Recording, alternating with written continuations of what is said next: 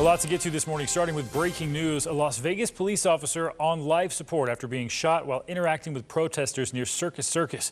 Police say a suspect is in custody. In a separate incident about 2 miles away, a suspect was shot and killed by police. Eyewitnesses say that man was carrying a weapon and started shooting first.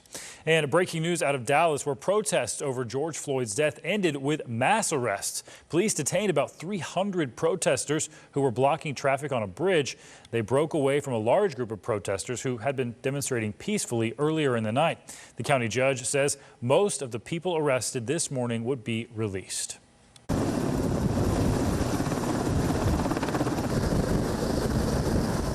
U.S. military helicopters, typically used for combat, were used over the skies of Washington, D.C. to try and clear protesters. People out after curfew watched and took video of the choppers flying low overhead. And on the ground, some protesters took refuge in homes as police cleared the streets outside. Houston police and George Floyd's family will want today's march through downtown Houston to stay peaceful. It's set to start at 3 this afternoon. ABC 13 reporter Jeff Ealing is live with the plan police have in place. Jeff. Hey, good morning. The protest and the rally is going to start right here at Discovery Green. Then the rally will end up into a march. It'll go all the way to City Hall. And of course, the people who are organizing this want this to remain peaceful and respectful. You can expect to see a lot of closed city streets from here to City Hall. We're told that there will be a heavy police presence as well. The march is being organized by several community leaders, including local rappers Trey the Truth and Bun B. We did speak with Bun B. He said anyone looking to cause violence or destruction isn't welcome. He says organizers will even have people in the crowd looking for troublemakers. He's telling marchers to point out anyone who's trying to cause violence or destruction and to bring those people to the attention of law enforcement. This is not a city organized event, but we did speak with the mayor about the march. He says he stands with the family of George Floyd and calling for this to be nonviolent.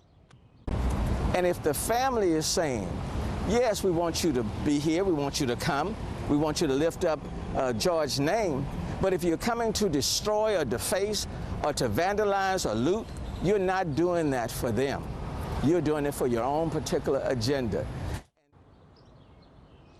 There are lots of businesses that are going to go ahead and let their workers go home early so they can be out of this area before 3 o'clock. Also, a lot of city offices located in downtown Houston are going to be closing early as well. Reporting live, Jeff Ealing, ABC 13 Eyewitness News. Well, this morning, the younger brother of George Floyd is calling for peace and pleading with protesters to stop all the violence. Yesterday, he visited the site where Floyd took his last breath. I understand y'all upset, but like it was already said, I doubt y'all half as upset as I am. So if I'm not over here wilding out, if I'm not over here blowing up stuff, if I'm not over here messing up my community, then what are y'all doing? What are y'all doing? Y'all doing nothing. Because that's not going to bring my brother back at all. Terrence pressed the crowd to keep protesting. He says he wants anger, but anger that can make change and encourage people to vote. Well, ABC 13 will have live coverage of the march for George Floyd. It starts at 3 this afternoon. Sky Eye 13 will be in the air, and we'll use sky mapping technology to show you where those marchers are. We'll be on TV and online. Look for alerts from our ABC 13 mobile app for any major developments. And this week, services across the country will honor Floyd's life. Thursday, there's a memorial in Minneapolis. Then on Saturday, a memorial in North Carolina. Next Monday is the public viewing in Houston at the Fountain of Praise on Hillcroft. And Tuesday is the funeral in Houston at 11 a.m. Sources tell ABC 13 boxer Floyd Mayweather is paying for Floyd's funeral.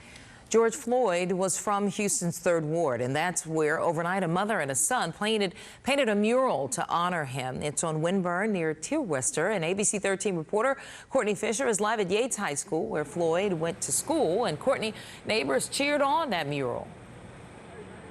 Yeah, we were there as the mural went up, Samika. It was such a great energy out there. The high school where he attended in the 90s graduated from, just a few blocks from where that mural went up. You know, wherever you are in the Third Ward these days, there are so many memories and signs of George Floyd and the life he lived. And now this mural, just another one of those tributes.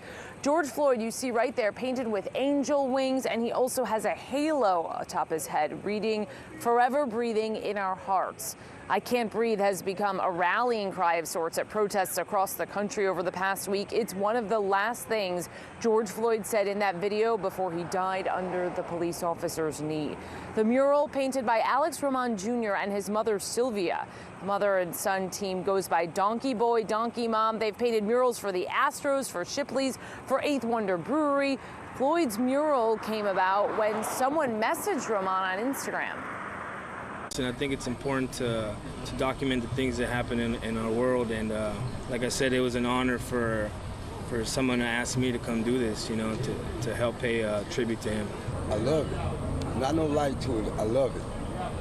For a reason. For a real reason. The mural is on the side of Scott's Food Mart. That is on Winburn, again, just a few blocks away from Yates High School. For now, reporting live from the Third Ward, Courtney Fisher, ABC 13 Eyewitness News. All right, let's talk about the weather conditions for today. Yes, more steam, less rain in the forecast.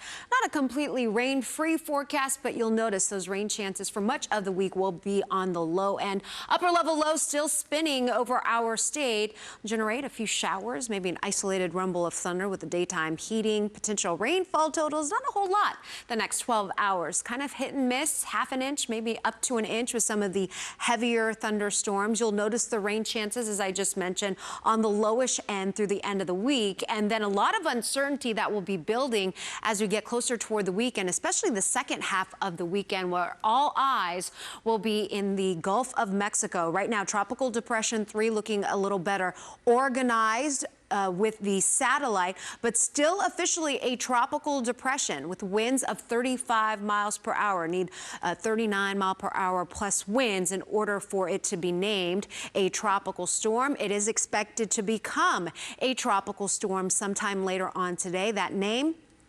Cristobal. Now, as we get into the weekend, you'll notice that little turn to the north. That turn to the north will place it somewhere in the central Gulf of Mexico, and thereafter, a lot of uncertainty to the computer models. Some models want to take it toward the upper Texas coastline, other models toward Louisiana, all along our Gulf coastal community. So we'll have to monitor this. Again, those temperature readings today in the upper 80s to low 90s. So if you are partaking in that march today, please make sure that you're wearing that light, loose clothing. It is going to be hot, it is going to be humid, and make sure you have plenty of water with you. All right, Alita, thanks. Thank you so much, Alita, and thank you for joining us. Join us on ABC13.com as well as our news app. Have a great day.